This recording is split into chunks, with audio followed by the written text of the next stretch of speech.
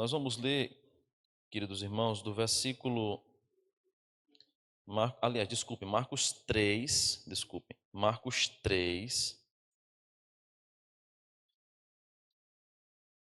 do 13 ao 19.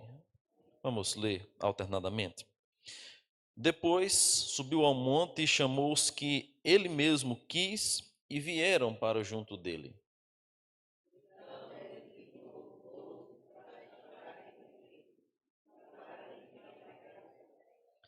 E a exercer a autoridade de expelir demônios.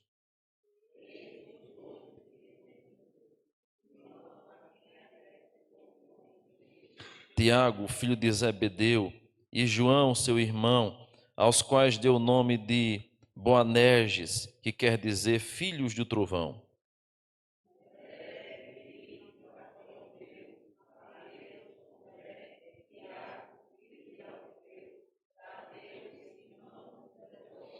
E Judas Iscariotes, que foi quem o traiu. Amém.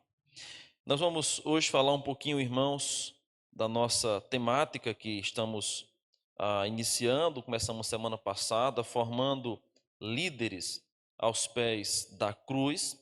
E hoje nós vamos falar sobre a liderança de acordo com o próprio Cristo, sendo Jesus mesmo o modelo de liderança perfeita para a nossa vida. Esse texto que nós acabamos de ler, de Marcos capítulo 13, 3, fala desse momento inicial do ministério de Cristo, ou pelo menos do chamado inicial daqueles que seguiriam a liderança juntamente com Cristo. Em outra oportunidade, se Deus quiser, na EBD, nós vamos fazer aqui um estudo sobre os 12 apóstolos. Nós ouvimos falar sobre os apóstolos, conhecemos um ou outro por causa do destaque nas suas escritas e cartas, como é o caso de Paulo, o apóstolo que veio depois, ou o caso de outros que a gente tem um pouco mais de conhecimento, como João, mas a gente não se detém muitas vezes em falar sobre cada um especificamente. Então, depois dessa série, se Deus quiser, nós vamos ter um momento para a gente falar sobre cada um destes apóstolos e assim aprender sobre a vida deles à luz da Bíblia Sagrada. Mas o que eu quero chamar a sua atenção hoje não é para os apóstolos em si, isso ficará para outro momento. É para o chamado que Jesus fez a eles. E é aqui exatamente que a gente vai perceber como sendo o modelo de liderança estabelecida pelo próprio Cristo, tanto no chamado de pessoas para liderarem, como na maneira como Jesus ensinou a eles a liderarem ao longo do seu curto ministério. Foram apenas 3 anos. Normalmente é um tempo menor do que hoje nós temos para, por exemplo, um bacharelado em teologia na IPB. Só que esses 3 anos foram suficientes e eficientes para Jesus equipar um grupo que pudesse depois conduzir a sua igreja na sua ausência física aqui nesse mundo. Então, nós vamos falar um pouquinho hoje sobre Jesus, o modelo de liderança. Quando a gente fala sobre Cristo, nós não podemos esquecer que ele, sem sombra de dúvida, foi o maior líder de todos os tempos, de todas as épocas, de toda a história.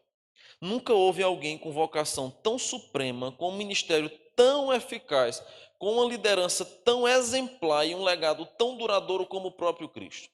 Ao longo da história nós temos muitos outros líderes que se destacaram, que ganharam nome, que ficaram conhecidos, mas absolutamente ninguém jamais chegou nem chegará aos pés da liderança de Jesus. Como líder, ele tinha uma clara consciência de sua pessoa e da sua missão, bem como também do seu dever em formar novos líderes, aquilo que são chamados de discípulos, para continuarem a obra que ele começou. Em seu estado de humilhação, Jesus aprendeu a depender do Pai em tudo e em todas as suas escolhas ministeriais, desde o chamado aos discípulos até o seu triunfo na cruz, foram feitas sempre orações e demonstração de submissão à vontade do Pai. Vejamos algumas características marcantes que devem ser seguidas por todo líder cristão, como sua consciência da missão, seu pastoreio sacrificial, seu amor abnegado e o exemplo de humildade que moldou essa vida dos dos discípulos. Então nós vamos ver aqui pelo menos 3 características de Jesus como sendo um líder, o principal líder. Em primeiro lugar, nós temos Jesus como líder singular. E aí, lá em João 8, versículo 46, o texto que está descrito aí abaixo, Jesus vai dizer o seguinte: quem dentre vós me convence de pecado? Jesus foi um líder completo e diferente de todos os demais outros líderes humanos, porque o seu caráter, a sua obra e a sua vida, ela era singular em todos os aspectos. Primeiro, porque ele era Deus e plenamente homem. Como homem perfeito, não tinha pecado.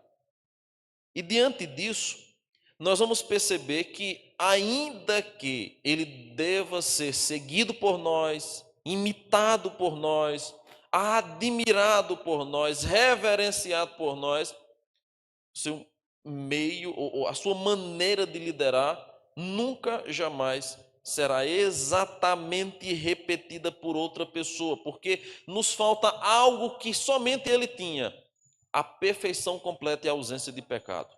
Todavia, ainda que a gente nunca chegue a ter essa mesma atribuição de ausência de pecado aqui nesse mundo e perfeição completa como Cristo tinha, ele nos exige que sigamos os seus passos. Por isso que ele vai constantemente nos convidar, ou na verdade nos ordenar a imitarmos a ele.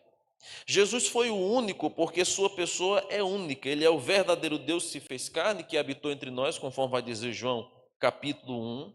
Ao mesmo tempo, foi servo. E essa certamente é uma das principais características da liderança de Cristo. Alguém que, mesmo sendo Senhor, Rei da Glória, Deus Todo-Poderoso, Filho do Deus vivo, do Deus Pai, ainda assim é alguém que se encarnou em pele humana e veio para nos servir. Está aí algo, irmãos, que diferenciou Jesus Cristo totalmente de qualquer outro líder. Por isso que Pedro não queria ser, naquele momento por Cristo, né, a ter os seus pés lavados. Quando Jesus pega uma bacia e toma uma toalha e começa a lavar os pés dos discípulos, Pedro diz: meus pés mesmo? Não, de jeito nenhum. Meu Senhor e Rei, querendo vir lavar meus pés, Jesus diz: olha, Pedro, é necessário que isso aconteça. Aí Pedro, numa atitude exagerada: então, Senhor, me dê logo um banho, se é para isso acontecer. Né? O discípulo 880, Pedro era assim, 880. Ou era de menos ou era de mais. Jesus faz isso com os seus discípulos ao lavar os pés. A singularidade e perfeição da pessoa e obra de Cristo responde por sua perfeita consciência de si mesmo, de sua missão, das suas ovelhas, coisas que nem sempre os demais líderes possuem. Então, essa característica da consciência de si é algo que nós vamos perceber claramente na pessoa de Cristo. E veja, Jeremias, de certo modo, ele se assemelha a Cristo por essa consciência que ele teve do seu ministério. Quando Deus convoca, quando Deus chama alguém para a liderança, normalmente Deus capacita, direciona, conforme a gente vê com Jeremias, mas não dá a ele uma previsão de tudo que irá acontecer. Até porque, se desse, naturalmente ninguém iria querer assumir. Né? Sabe, já pensou aí se Deus desse uma previsão de todas as broncas que você iria passar no seu trabalho, na sua vida, no ministério da igreja, você de Deus me livre. Não era nem me livre, é Deus me livre de um negócio desse. Amarrado em nome de Jesus. Eu não recebo, eu não quero. Normalmente nós não temos um raio-x do que vai acontecer na caminhada. Só que Jeremias tem por Deus uma revelação daquilo que haveria de acontecer ao longo da sua caminhada.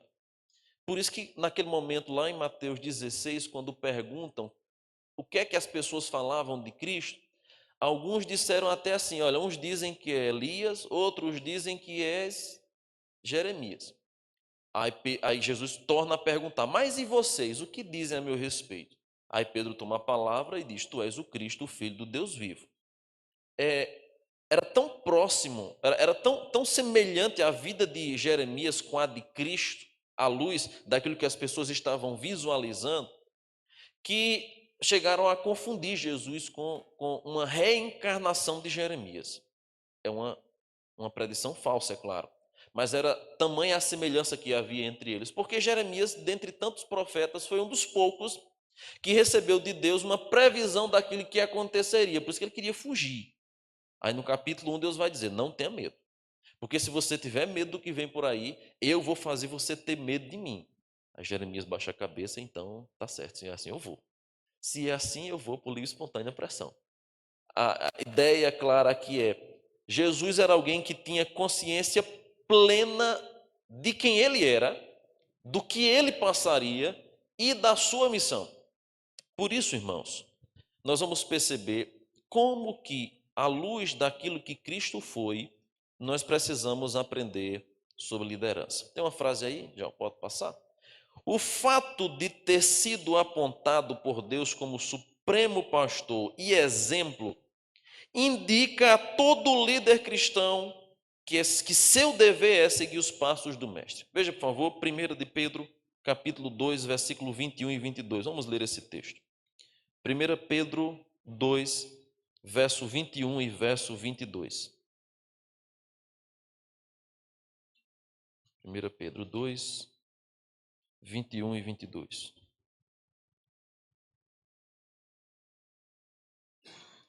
Diz assim: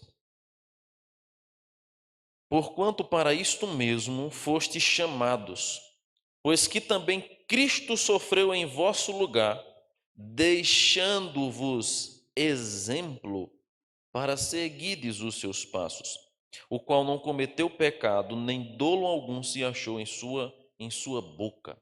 Aqui nós temos a recomendação de Pedro: Cristo nos deu exemplo para que nós seguíssemos os seus passos. A liderança de Cristo, ela é singular. E de que maneira nós vamos perceber que essa liderança de Cristo foi singular? Vamos lá. Letra A. Ele tinha consciência de si mesmo. E essa consciência de si mesmo, conforme já falei anteriormente, mostrava tanto aspectos futuros daquilo que haveria de acontecer, como também era exatamente o que lhe conduzia nesse ministério que ele estava atuando. Ele sabia que era perfeito Deus, perfeito homem. Um dos mais importantes títulos, inclusive, que a gente vai encontrar no Novo Testamento é Filho de Deus, lá em Mateus 11. E ele fala de Deus como sendo seu Pai, tendo assim também uma consciência da filiação divina. Isso foi motivo de muita revolta para os fariseus. Quando Jesus se referia a Deus como sendo seu Pai. Que blasfêmia! Quem é você para chamar Deus de Pai? Quem é você para chamá-lo de seu Pai? Você como sendo filho único dele. Quem é você? Nós todos somos filhos de Abraão. A ideia que tinha na cabeça do judeu era essa. Você não tem a prioridade sobre os demais. Motivo de escândalo isso. E essa consciência de Cristo quanto à sua dupla natureza em uma só pessoa vai ser afirmada no Novo Testamento. Nós vamos encontrar, por exemplo, 18 vezes a expressão eu sou com referência à pessoa de Cristo. A gente vai encontrar eu sou o pão da vida, eu sou o pastor, eu sou a água da vida, eu sou a porta. A gente vai encontrar muitas expressões onde o próprio Cristo vai utilizar aquela imagem, aquele termo que foi dito a Moisés, lá em Êxodo capítulo 2, diga ao povo que o eu sou te enviou.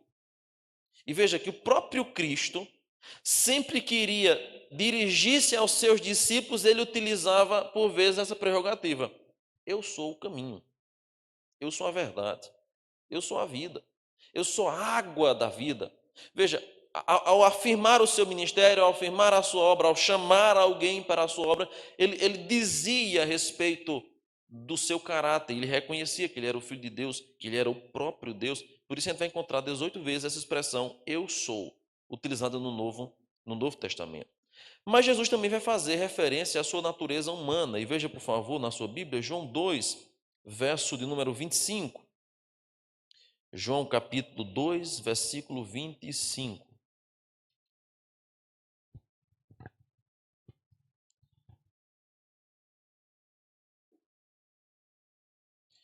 e não precisava de que alguém lhe desse testemunho a respeito do homem, porque ele mesmo sabia o que era a natureza humana.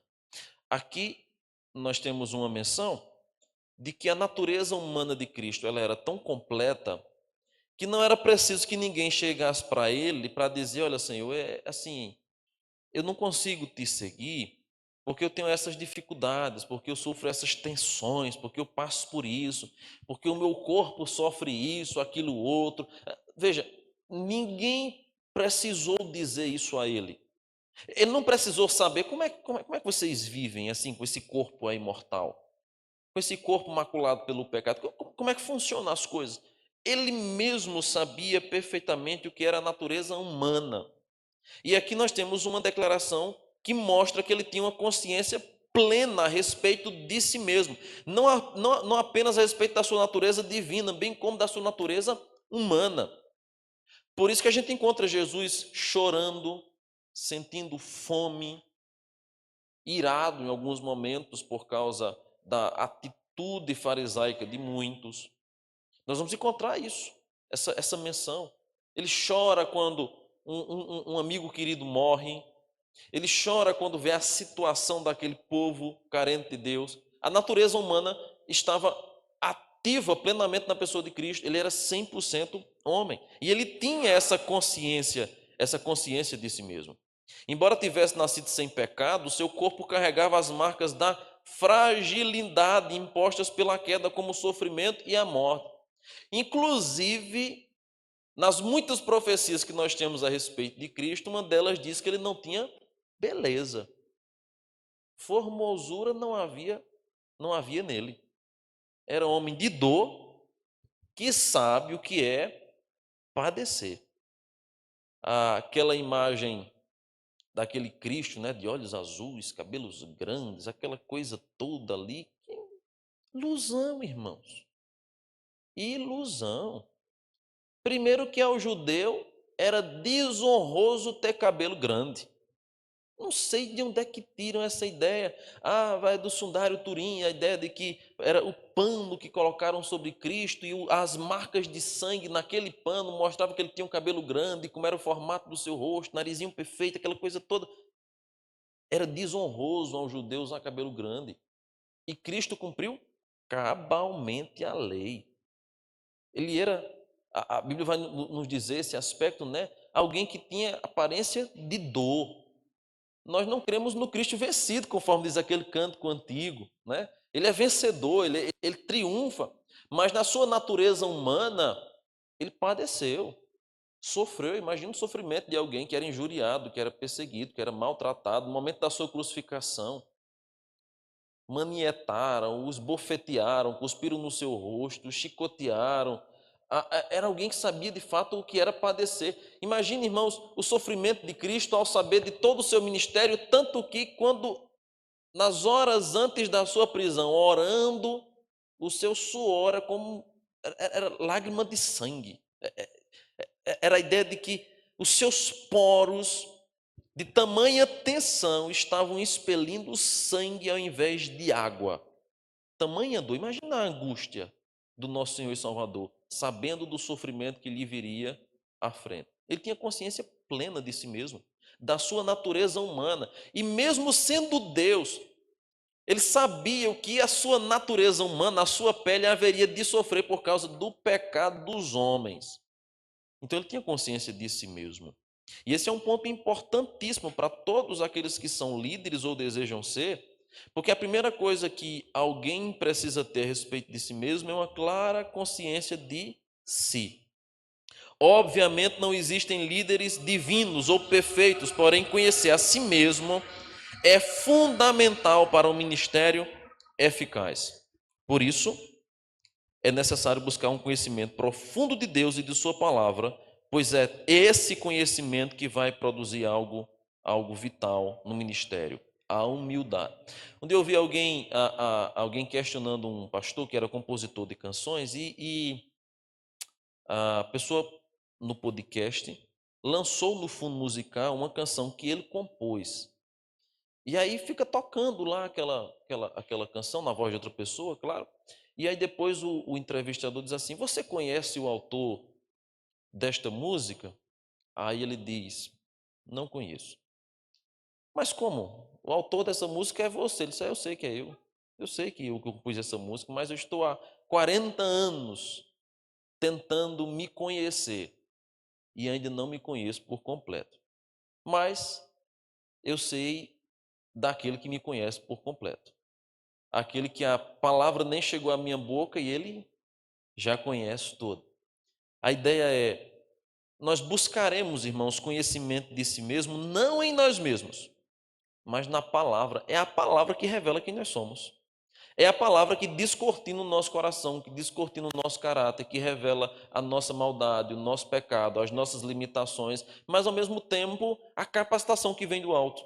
Então é preciso conhecimento de si mesmo, e isso nós vamos encontrar de maneira perfeita na pessoa de Cristo Jesus. Além disso, nós vamos perceber, em segundo lugar, ou a letra B, que Jesus também tinha compreensão de sua missão. E aí ele vai falar de si como tendo vindo ou sendo enviado da parte de Deus. Veja, por favor, Marcos capítulo 1, verso 38. Marcos 1, 38. Alguém lê em voz alta, por favor, enquanto eu tomo uma aguinha aqui. Marcos 1, 38.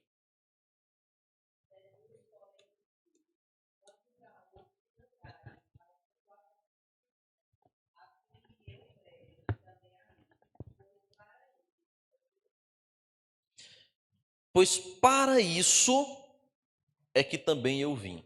A imagem aqui é: Jesus sabia do seu propósito, da sua missão, o porquê ele havia sido enviado por Deus. Ele possuía um conhecimento completo de cada momento, de cada estágio do seu ministério. Lembra aquele momento do primeiro milagre, ou antes do primeiro milagre de Jesus acontecer, que Maria diz: olha, eu preciso fazer milagre. Acabou o vinho. Aí Jesus vai repreender a sua mãe. Jesus vai repreender a sua mãe. Claro, não em desonra, pois ele cumpriu cabalmente a lei. Se ele houvesse desonrado Maria, tinha quebrado o quinto mandamento, não seria perfeita a sua obra. A quebra de um único mandamento desfaria toda a sua obra. Então, o nosso mediador, o nosso sacerdote perfeito deveria cumprir perfeitamente a obra de Deus. Só que ele deixa muito claro esse aspecto, de que no seu ministério, quem conduziria as coisas seria ele. Aí depois Maria vai dizer: façam tudo que ele mandar.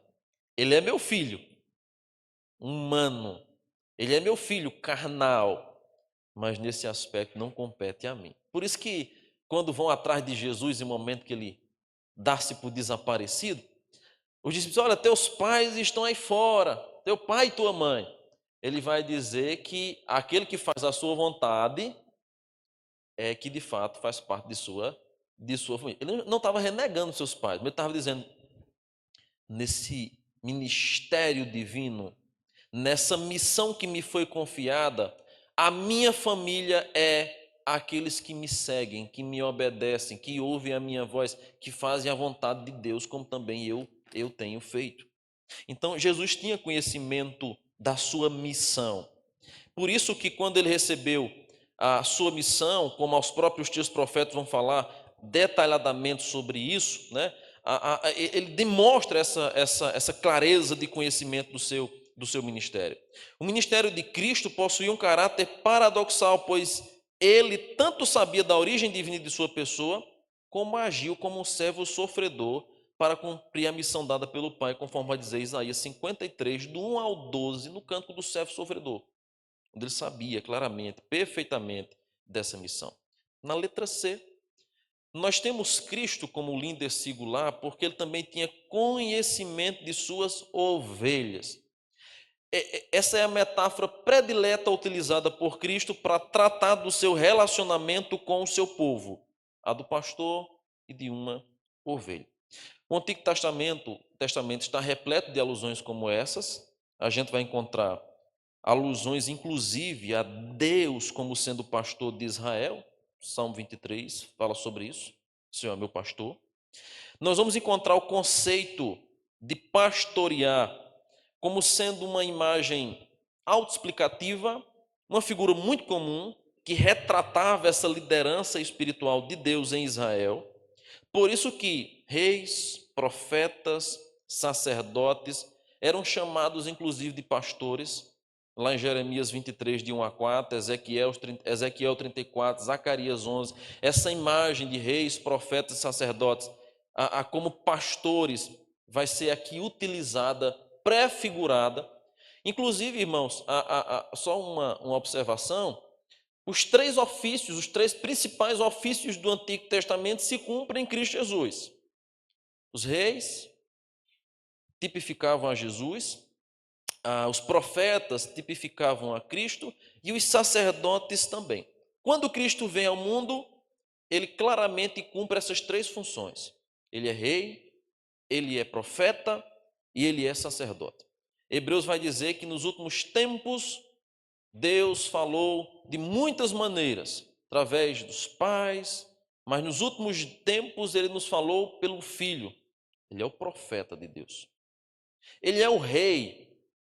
Quando ele entra em Jerusalém, a expressão das pessoas com palmas nas mãos não era bater palma, era palma, folhas de palmeiras, tá? O pessoal estava celebrando, por isso que tem na Igreja Católica o Domingo de Ramos, nada a ver, não é para se fazer isso, mas tem o Domingo de Ramos em alusão a isso. As pessoas gritavam Hosana, Hosana, uma atribuição, um reconhecimento ao reinado daquele que estava ali entrando, e outras menções mais que falam dele como rei. E Hebreus também vai dizer que ele é o sumo sacerdote. Os nossos pecados foram perdoados definitivamente por causa do seu sacerdócio perfeito. Diferente dos demais sacerdotes, ele não precisou oferecer sacrifício para si e para os demais, porque ele era perfeito, não tinha sacrifício para oferecer para si. Ele ofereceu um sacrifício definitivo por nós. Isso foi suficiente. Então ele cumpriu essa imagem de rei, profeta e sacerdote cabalmente. Mas essas três funções do Antigo Testamento, que eram prefigurativas de Cristo Jesus, recebiam também o título de pastor. Então os reis eram chamados assim, os profetas, os sacerdotes eram reconhecidos também como pastores em certo sentido. E essa metáfora, então, não foi usada por Cristo por acaso, uma vez que era uma clara alusão ao pastor ferido, conforme profetiza Zacarias, como também uma imagem cultural fácil de ser entendida pelos ouvintes. Assim, Jesus se descreve como sendo o bom pastor, cuja obra consistia em dar a vida pelas ovelhas. Mais uma vez, uma alusão à liderança sacrificial de Jesus. Então Jesus foi o líder perfeito e singular. Segundo lugar, Jesus é o líder a ser imitado. Ele é singular, não há ninguém como ele, mas ainda que assim seja, ele é um líder a ser imitado. Se nós fôssemos resumir a prática ministerial de Cristo, nós poderíamos fazer isso em 4 áreas, ou 4 principais ênfases, embora nós poderíamos aqui observar várias outras ênfases. Mas primeiro, anunciar a verdade de Deus com autoridade. O ministério de Cristo consiste em anúncio. E esse anúncio era diferente dos outros, porque, inclusive, as pessoas diziam assim: olha, ele ensina diferente dos outros. Ele ensina com autoridade. Sabe aquela velha frase? Eu gosto muito de ditado, já perceberam, né? A palavra convence, mas o exemplo arrasta. Irmãos, na igreja do Senhor, não é o nosso exemplo humano que vai salvar as pessoas. Não é. Não é a nossa perfeição ministerial de liderança, seja ela em qual área for, porque lembre-se, o propósito do estudo de liderança aqui não é tratar sobre pastoreio, até porque seria sem sentido falar só para mim, então, que sou pastor aqui na igreja. Para todos, especialmente para a liderança, para os novos líderes que virão e para aqueles que são liderados. Não é baseado na perfeição de quem nós somos, porque se fosse assim já era. Pode fechar todas as igrejas, porque não haverá nenhum líder perfeito. Só que, é claro, é evidente, que uma das prerrogativas de toda e qualquer liderança é a autoridade naquilo que faz. E às vezes eu utilizo isso para exemplificar a situação de algumas congregações. Para bom entendedor, meia palavra basta. Se você frequentasse uma igreja cuja aqueles que estão na liderança desta igreja não possuem exemplo de vida, como seria a sua frequência nessa igreja? Vamos exemplificar aqui. Às vezes fica assim, mas por que aquele lugar específico não vai para frente? Outros vão. Não estou dizendo que depende da liderança, nem sempre. Mas observe uma característica muito clara. Que Deus me livre, nos livre. Eu fosse alguém conhecido na cidade por ser um pastor mulherengo, ladrão, que estava com desejos escusos na igreja de Deus. Os falatórios pela cidade, olha, viu o pastor ali no bar tomando todas. Qual a credibilidade você teria para hoje à noite vir aqui me ouvir pregar o evangelho? A palavra não é minha, é de Deus. Estou pregando sobre mim não, minha vida pouco importa. É o evangelho que eu estou pregando. Mas você se sentiria confortável para vir aqui, se sentar e passar 1 hora me escutando? Duvido. Duvido você vir para cá. A mesma coisa se aplica, irmãos, à situação das congregações, dos ministérios, dos grupos. Cada grupo, cada congregação, cada área tem uma cara que é dada ali. Tem um rosto que se destaca ali. Não vou usar aqui um exemplo muito claro. Eu creio que ela vai me dar essa liberdade. Nós temos aqui a congregação da fé. A gente sabe que a congregação da fé é da igreja, mas de quem é a cara da congregação da fé? Presbítero Zé Barro e irmã Eunice. Todo mundo que vai na Coab sabe que a congregação tem o nome da congregação presbiteriana, mas quem é a cara da congregação? São os nossos irmãos. A mesma coisa acontece com outras. E quando a liderança destes lugares, seja congregação, seja na igreja, seja nos ministérios, seja em qual área for, não testemunha corretamente, não procura imitar o seu líder supremo que é Cristo, o que é que acontece? Descredibilidade. Está entendendo por que algumas congregações sofrem mais do que outras? Eu acho que eu não preciso desenhar mais. Infelizmente, essa é a trágica história de qualquer igreja, de qualquer congregação, de qualquer lugar, onde a liderança ou as pessoas cujo rosto exemplificam o trabalho não é bem sucedido. Estou dizendo com isso que para que a igreja seja bem sucedida, o pastor, o conselho, os diáconos, os líderes de congregações, de sociedades internas nunca poderão falhar. Isso não vai acontecer. Vão falhar, vão tropeçar, vão cair, vão tomar decisões erradas num momento e outro. Mas o que é que vai fazer a diferença disso? A busca, o desejo de imitar Jesus, de querer fazer como Cristo disse. De, às vezes, irmãos, tomar uma decisão errada, mas reconhecer que uma decisão errada. Não é feio, não, irmãos. Não é feio. Uma vez eu preguei lá em Sertânia que Paulo tinha caído do cavalo. Na emoção da pregação. Foi na emoção da pregação. Aí minha esposa, como auditora dos meus sermões, disse, amor, onde é que tu achou isso na Bíblia Sagrada? Eu disse, eu falei. Ela disse, falou. Não tinha gravado para mim ver, né? Mas a palavra dela foi válida. Quando foi no domingo seguinte aí na igreja, disse, irmãos, quero pedir aqui desculpa a vocês, porque eu disse o que a Bíblia não disse. Paulo não caiu do cavalo coisa nenhuma. Talvez ele estivesse montado a cavalo, mas a Bíblia não diz. Então foi conjectura minha, desculpe isso aí. Uma vez eu fiquei impressionado, eu vi o pastor Heber Carlos Campos, pai, é um teólogo extraordinário conhecido no Brasil. Aí ele foi dar uma palestra num lugar para uns teólogos, e disse assim, eu quero pedir hoje perdão a meus alunos. Aí eu disse, oxente, por que ele vai pedir perdão? Porque eu ensinei a vocês errado a vida inteira. Eu disse, meu Jesus do céu, e o livro que eu li do homem? Aí ele foi explicar. Ele foi dizer a área específica, ele tinha tido uma compreensão errada. Veja, um senhor de cabelo branco, um teólogo renomado, com dezenas de livros, de obras teológicas, até traduzidas para outros países. Ele disse, eu quero pedir perdão porque eu errei ao ensinar isso aqui. Quero pedir perdão. Não há nada feio nisso não, irmãos. Feio é permanecer no erro, feio é permanecer da mesma maneira como se está vivendo. Veja, um exemplo claro de Cristo é esse. Ele ensinava como alguém que tinha autoridade, não apenas como alguém, mas era alguém que de fato tinha autoridade. E essa autoridade da liderança vai ser vista claramente no perfil dos seus apóstolos. Olha, acontece uma coisa curiosa no ministério de Paulo e de Pedro.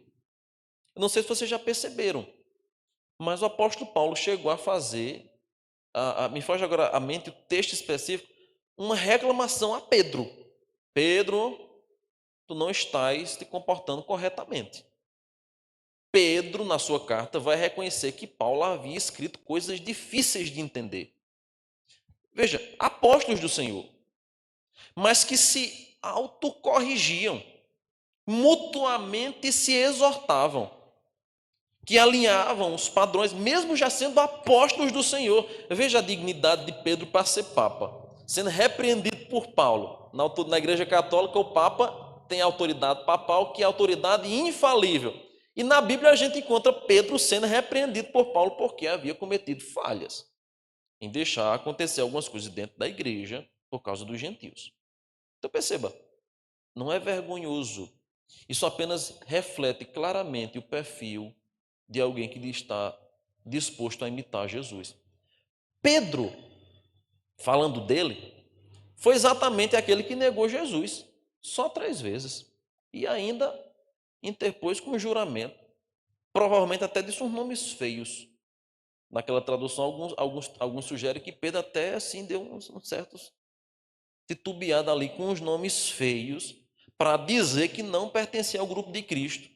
Depois foi chamado por Cristo lá na beira da praia e voltou ao ministério e foi extremamente abençoado por Deus e usado na sua pregação, ao ponto de que quando ele prega lá em Jerusalém, quase 3.000 pessoas são convertidas numa única pregação do apóstolo Pedro. Então perceba, o problema não é a falha da liderança, porque essa inequivocamente vai acontecer. Nós vamos falhar, irmãos, falhamos. Mas está exatamente no desejo de imitar a Cristo. Jesus é o líder a ser imitado e ele anunciava a verdade de Deus com autoridade. Ainda que nós, como líderes terrenos, limitados, não tenhamos, irmãos, a mesma autoridade de viver plenamente as coisas de Deus, mas nós pregamos e nos esforçamos para viver as coisas de Deus. Irmãos, eu prego aqui todo domingo, irmãos, não falta o culto do Senhor. Irmãos, não falte o culto do Senhor. O dia do Senhor é um dia sagrado, você não deve quebrar por qualquer motivo. O seu descanso é na casa de Deus. Mas vocês acham que tem dia que eu estou com coragem de vir para a igreja? Sabe nada, inocente. Tem dia que eu venho pela misericórdia, irmãos. Depois de passar a semana pregando, aconselhando, com um bocado de problema. Tem domingo que ao invés de me levantar 4 horas, como é costume, se eu pudesse ficar até 12 horas aqui. A ideia não é que nós seremos perfeitos em cumprir, em desejar, não só cumprir, mas desejar perfeitamente todas as coisas, não. A ideia de que nós faremos todo o esforço possível para imitar o nosso mestre. Foi o que os apóstolos fizeram. Foi o que Paulo disse, depois, meus imitadores, como sou também de Cristo. Paulo era um imitador perfeito? De jeito nenhum. Mas ele disse, eu sou imitador. Eu estou ali, colado na barra dos pés de Jesus, querendo ser como ele é.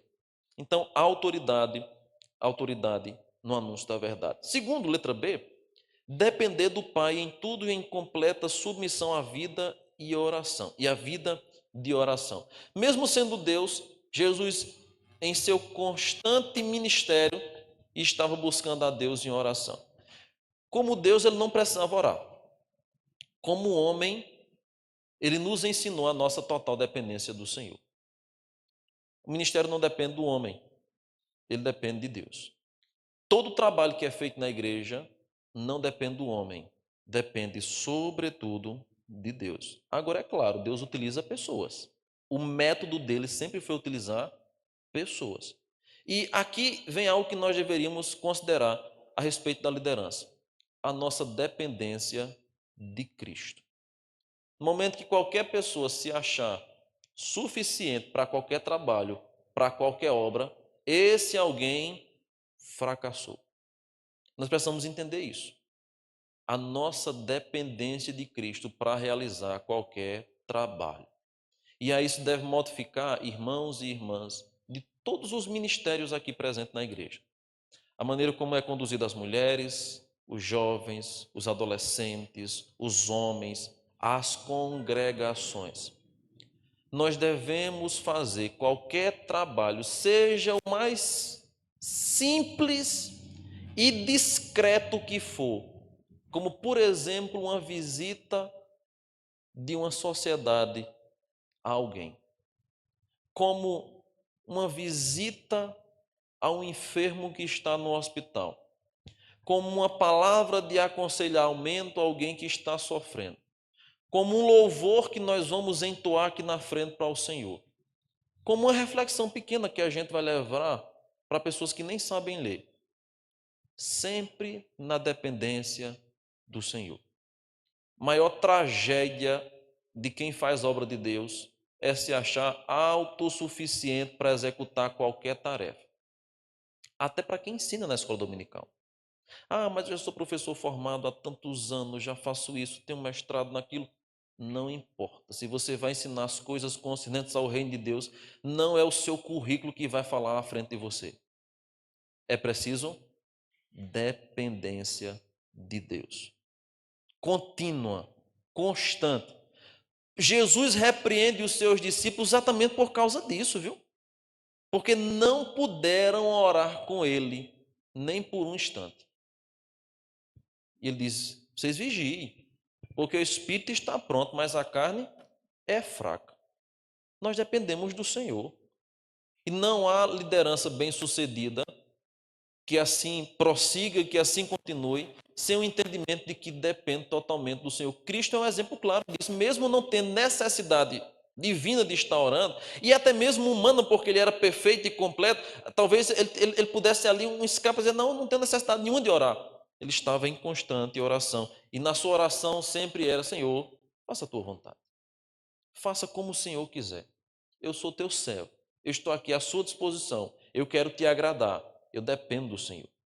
Quando esse sentimento de dependência em nosso coração é uma realidade, desaparece o autoritarismo, desaparece o sentimento de posse, de ser dono, de chefe, porque vai surgir agora o sentimento de servo, de instrumento, de trabalhador, de arauto. Não pesará sobre você o sentimento de eu mando e desmando. Aqui quem manda sou eu, aqui é feito com... Mas vai ser assim: meu Deus, está sobre mim essa responsabilidade, tem misericórdia de minha vida, Senhor. Está sobre mim esse peso, eu preciso de tua ajuda. Perceba, é totalmente diferente o sentimento daquele que vai aos pés de Cristo.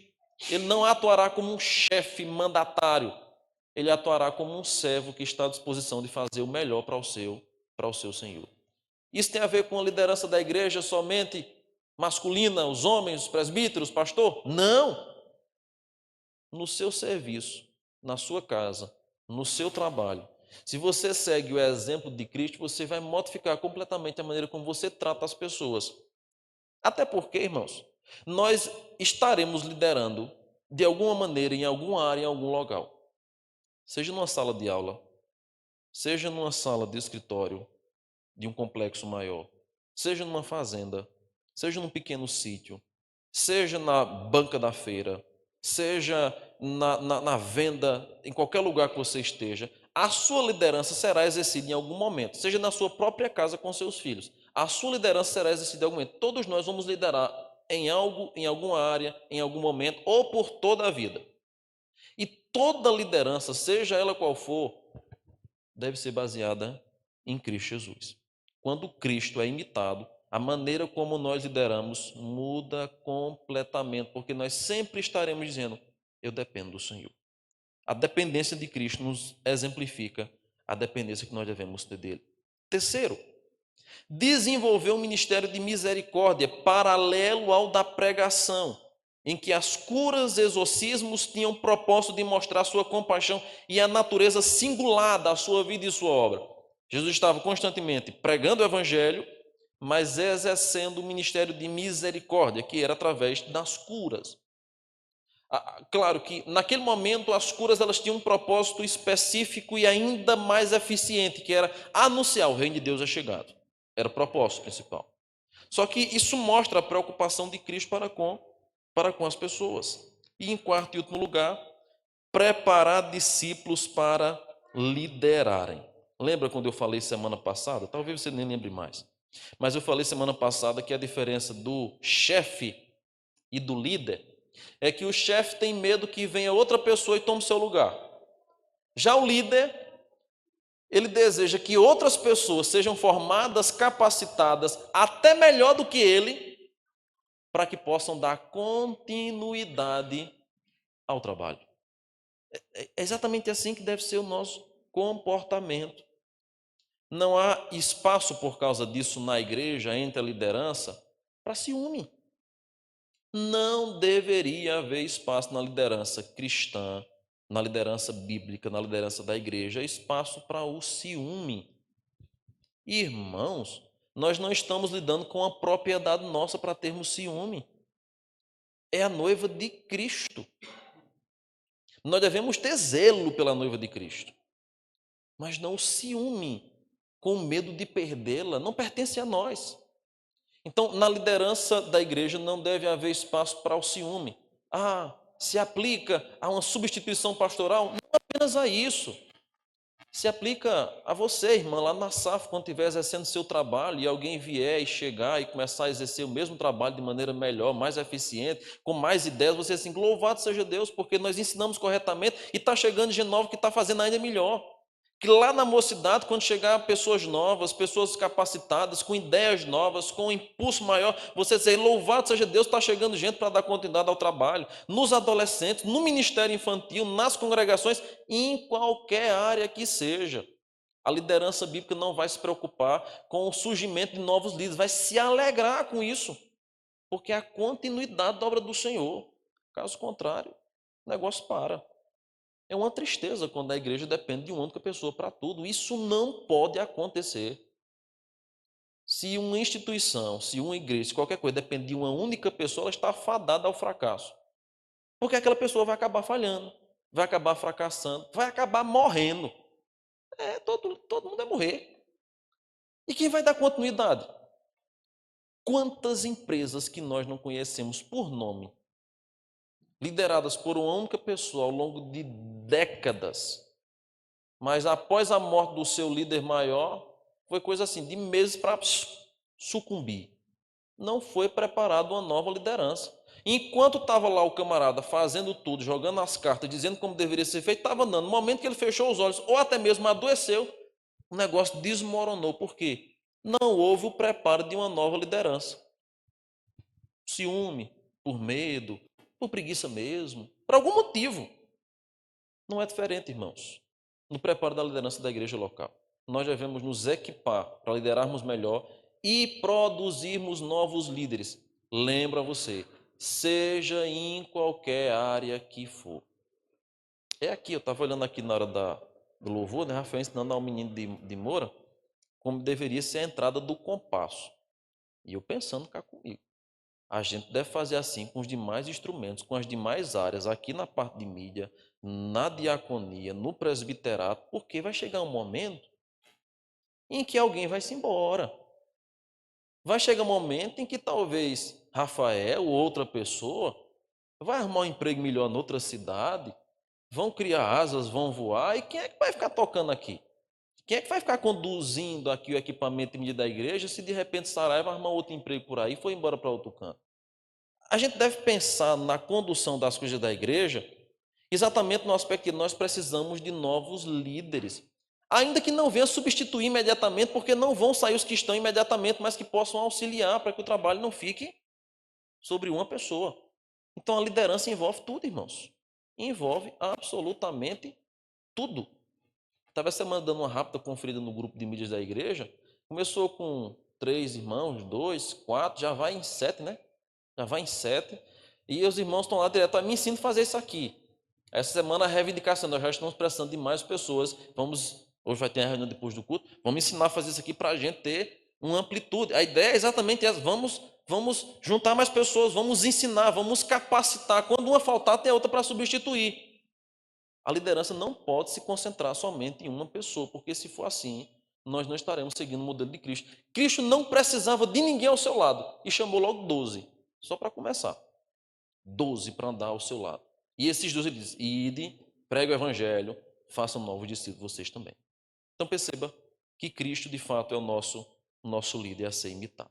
Eu vou parar por aqui, eu já passei da minha hora, estou querendo terminar todo dia 11 horas pontualmente. Mas como eu peguei a palavra já um pouco depois, eu vou parar aqui. Semana que vem a gente vai para o tópico 3 e a gente já entra no outro aspecto da liderança, ou então vou ficar remoendo um pouco mais no tópico 3. Tem muita coisa para a gente observar sobre Cristo, porque após essa segunda parte da introdução, a gente vai entrar em princípios da liderança. Aí eu quero começar a trabalhar aqui algumas peculiaridades sobre a liderança e como deve ser conduzida as coisas na igreja de Deus, tá bom? Alguma pergunta, alguma consideração? Fale agora ou espere até domingo que vem. Não? Então, ficar em pé, vamos orar, concluindo a nossa escola dominical. Senhor amado, muito obrigado pelo privilégio de estarmos aqui em tua casa, reunidos para aprender a tua palavra, para aprender a tua lei, para sermos, ó Deus, por ti doutrinados, ensinados e equipados para fazer melhor a tua santa obra. Nos ajuda, Senhor, dia após dia. Seguirmos, ó Pai, a vocação, o chamado que o Senhor a cada um aqui deu, sempre, ó Deus, fazendo com esmero, com dedicação, olhando para o Senhor, com o propósito de que teu nome seja engrandecido, teu reino seja divulgado, a tua obra cresça cada vez mais e mais. Abençoa, meu Pai, esta igreja, abençoa toda a sua liderança, levanta novos líderes, nos ajuda, ó Deus, na manutenção dos trabalhos que nós já temos. Tem misericórdia, ó Pai, nós dependemos do Senhor, nós necessitamos de tua ajuda. Sem ti nada nós poderemos fazer. Essa é a nossa oração, Senhor. Em nome de Cristo Jesus. Amém.